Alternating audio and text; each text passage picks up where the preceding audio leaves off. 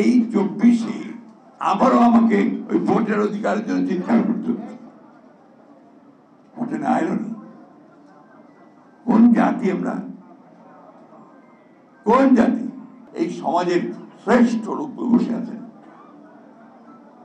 আপনার ছাত্র জীবনের শ্রেষ্ঠ ছাত্র ছিলেন, আপনার কর্মজীবনে শ্রেষ্ঠ, আপনারা আমাদের মানুষের কাছে, সাধারণ মানুষের কাছে আপনারা দেবতা, আপনার চিকিৎসক।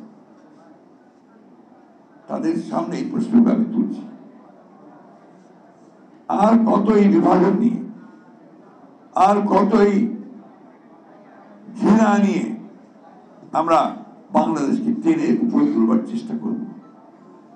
বারবার টেনে তোলা হবে, আবার পড়বে ঘৃণা দিয়ে, মিথ্যা দিয়ে, দানবীয় শক্তি দিয়ে, আবার উঠবে, আবার ফেলবে।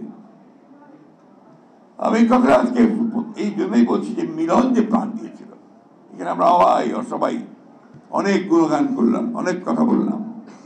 যারা এখানে আছেন তারা অনেকেই তার সঙ্গে সরাসরি যুক্ত ছিলেন সেই আন্দোলনের সঙ্গে।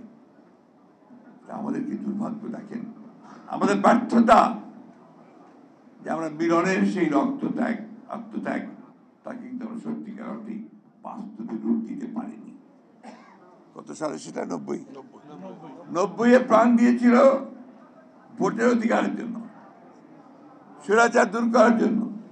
আর আজকে এই 24-এ আবারও আমাকে ওই ভোটের অধিকারের জন্য চিৎকার করতে হচ্ছে। ভোটের আইরনি, কোন জাতি আমরা,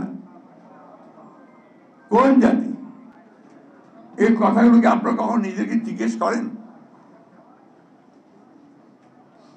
এবার তো সুযোগ এসেছিল সবাই মিলে একসাথে একজোট হয়ে আমরা একটা পরিবর্তন নিয়ে আসি। ছেলেরাও ছিল সামনে, আমরাও ছিলাম, সবাই মিলে আমাদের পরিবর্তনটা আমরা কাজটা করতে পারি। 3টে মাস হয়নি এখনো, এই 3টে মাসের মধ্যেই আমাদের সেই আসল চেহারা বেরিয়ে আসতে শুরু করেছে। এইরকম চেহারা নিয়ে কোনোদিনই সাফল্য অর্জন করা যায় না। যতই বড় বড় কথা বলি, যতই লম্বা লম্বা বক্তৃতা করি, বিশ্বকে এক করার চেষ্টা করি, হয় না। আমার নিজের ঘরেই যদি আমরা সেই বিভাজন থেকে যায়, বিভেদ থেকে যায়, আমি সেটা কখনোই ঠিক করতে পারবো না। আমি যে প্রশ্নটা আপনাদের সামনে তুললাম তার কারণ আছে। আমি এই কয়েকটা দিনে আমরা খুব চিন্তিত, উদ্বিগ্ন, ভয়াবহভাবে উদ্বিগ্ন। আপনি চিন্তা করতে পারেন ধর্মকে কেন্দ্র করে কি উন্মাদনা শুরু হয়েছে বাংলাদেশে। আপনি চিন্তা করতে পারেন যে মুক্ত স্বাধীন মিডিয়ার জন্য, প্রেসের জন্য, সংবাদ মাধ্যমের জন্য আমরা এতদিন লড়াই করলাম, তারা অফিস পুড়িয়ে দিচ্ছে। এই বাংলাদেশ তো আমি দেখতে চাই না, আমিও তো চাই না। আর কি উন্মাদনা, ক্রেজ! কিছু সংখ্যক মানুষ আছেন, আপনাদের সোশ্যাল মিডিয়া আমি দেখি না সহজে, যখন দেখি আতঙ্কিত হয়েছি, পুড়িয়ে দাও, জ্বালিয়ে দাও, এই ধরনের কথাবার্তা লেখা হচ্ছে। সেখানে চিন্তা করতে হয় কোন জায়গায় নিয়ে যাচ্ছে বাংলাদেশকে। আমরা কি বুঝি আমাদের ভয়টা কোথায়?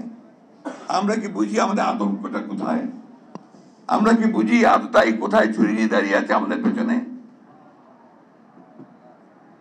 বুঝি না। বুঝলে আজকে এই সমস্ত দায়িত্বহীন, ইররেসপন্সিবল কথাবার্তা আমাদের মুখ দিয়ে বেরোতো না। দুর্ভাগ্য আমাদের। কিছু সংখ্যক মানুষ তারা নিজেদেরকে অত্যন্ত জনপ্রিয় মনে করেন, সবচেয়ে দেশপ্রেমিক মনে করেন, আর গোটা জাতিকে আজকে তারা বিভাজনের দিকে ঠেলে দিয়ে, উস্কে দিয়ে একটা অন্ধকারের দিকে ঠেলে দিচ্ছে। আপনারা গভীরভাবে চিন্তা করবেন। আমি কারো নাম বলবো না, বলতে চাই না, কিন্তু আপনার ঠান্ডা মাথায় আপনার যে শিক্ষিত মানুষের সবাই চিন্তা করবেন যে যারা আজকেই বিভেদের দিকে ঠেলছে, যারা আজকে বিভাজনের দিকে ঠেলছে, অনেকের দিকে ঠেলছে, তারা আমাদের আসলে শত্রু না মিত্র। এই জিনিসগুলো বুঝতে হবে।